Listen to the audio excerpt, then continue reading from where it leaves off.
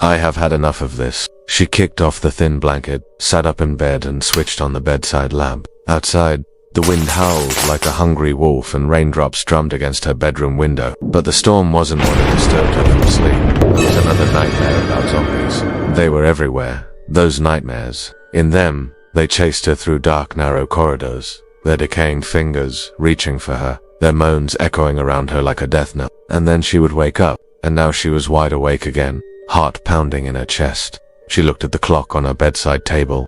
3:17 a.m. Why couldn't she just sleep? Her brain was working overtime, inventing the most horrific scenarios imaginable. If only she could turn off her mind like a computer, she wouldn't be plagued with these thoughts. She got out of bed and walked to the window. The old wooden frame was cold under her fingertips. Beyond it, the wind was whipping the rain into a frenzy. Thunder rumbled in the distance and lightning flashed, momentarily turning night into day. When the light faded, she saw something that made her gasp. In the street below, something was moving. At first, she thought it was just a stray dog, but then it stood up on two legs, and she saw that it was a person. Or rather, a rotting corpse, animated by some evil force and driven by an insatiable hunger for human flesh. A zombie. No, she whispered, pressing her forehead against the glass. She rubbed her eyes, but when she looked again, there were more of them. They had come from the direction of the abandoned hospital at the end of the street, which had been overrun by weeds and vines. Now they were shambling towards the houses, their arms outstretched, their mouths open in silent screams. She wanted to scream too, to wake up, but no sound came out. Her throat was dry and tight. Then one of the zombies stopped in front of her house. It stared at her through its milky white eyes and slowly raised a hand. It knocked on the door. Her house. She knew that if she opened the door, they would follow her inside. She didn't want to think what they would do to her then, but she also didn't want to stay in her room while they tore apart everything she loved. So she found herself doing the last thing she wanted to do. She opened the door. The moment she stepped outside, the zombie lunged for her. She screamed and fell backwards. The creature loomed over her, its stench filling her nostrils, and reached for her with a finger. She closed her eyes tight, waiting for the inevitable. But instead of feeling rotting flesh on her skin, she heard a shout. "Get away from her, you filthy animal." A young man had come running from behind her house. He was tall and muscular with a shock of messy brown hair and sharp grey eye. Before the zombie could react, he delivered a roundhouse kick to its head. The creature reeled back, clutching its bloody nose. The man helped her up. "Are you okay?" he asked, his voice deep and concerned. She nodded dumbly, still staring at the zombie. The man followed her gaze and his expression hardened. "Run," he said, grabbing her hand and pulling her towards the safety of her home. She did as she was told, but not before glancing back. The zombie was shambling towards them again, but the man was ready for it. He picked up a heavy piece of wood that had fallen off the porch railing and swung it at the creature. It hit the zombie square in the chest and it crashed to the ground, knocking its head against a loose cobblestone. It let out a gurgling sound and twitched. The man moved in closer, delivering a final blow. This time, the zombie didn't get up. When he turned back to her, his face was streaked with dirt and his clothes torn. "I'm sorry," he said awkwardly. "I didn't mean to barge in like that." "It's all right," she managed, still shaken. "Thank you for saving me." He shrugged. "No problem. You were pretty brave yourself, standing up to it like that." She flushed at the praise, suddenly feeling self-conscious. I didn't have much of a choice." He was about to say something else when the sound of shuffling feet came from the street.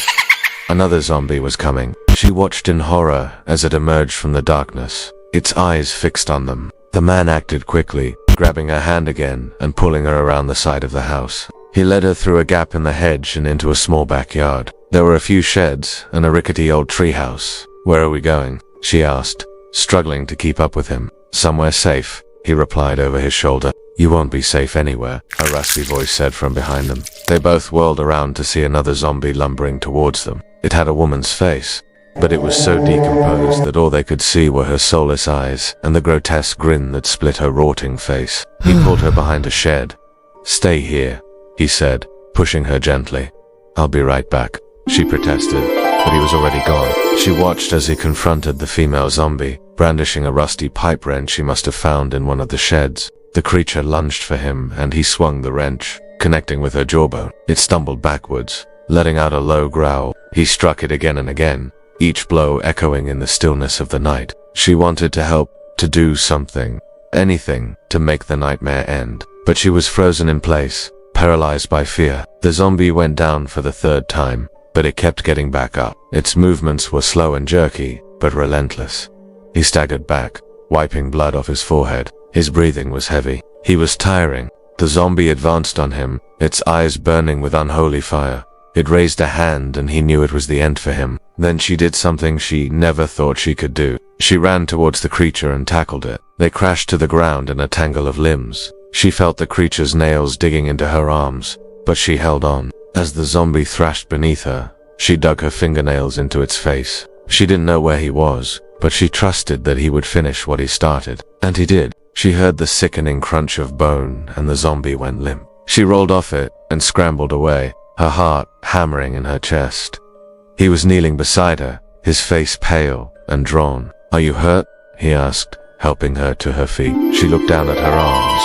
They were scratched and bleeding, but nothing serious. "No, I'm fine. Thank you," he nodded, then gestured to the backyard. "Come on, let's get you inside." He led her to a rickety wooden door set into the side of the shed. "This is a back entrance into your house. Your front door is probably gone by now, so you can stay here until things settle down." She hesitated, not wanting him to leave. She didn't feel safe without him. "What's your name?" she asked. He smiled, a dimple appearing in his left cheek. "Call me Alex." "I'm Elena," she said softly. He looked at her for a long moment, his gray eyes searching hers. "Take care, Elena," he said finally. I don't want you to leave," she admitted. He chuckled, a low rumble in his chest. "Don't worry, I'm not going anywhere. Not yet." Anyway, she leaned against the doorframe, watching him. The fire in his eyes had died down, leaving only smoldering embers. He looked tired, and she knew that he hadn't slept in days. He caught her looking at him and asked, "Do you have any food or water?" Yeah, I think so," she said, hurrying inside. They ate in silence, the only sound the hum of insects outside. He filled a glass with water and drank deeply, then looked at her. "You should probably get some rest," he said. She shook her head. "I can't sleep. I keep having these dreams, these nightmares about zombies, and I think they're coming true." He reached across the table to take her hand, his touch sending shivers down her spine. "It's all right," he murmured, his voice husky. "I'm here now. You'll be safe." She believed him. She really did. But just before she drifted off to sleep, she couldn't help but wonder who exactly was protecting whom. Because lately it seemed like he was the one who needed her help.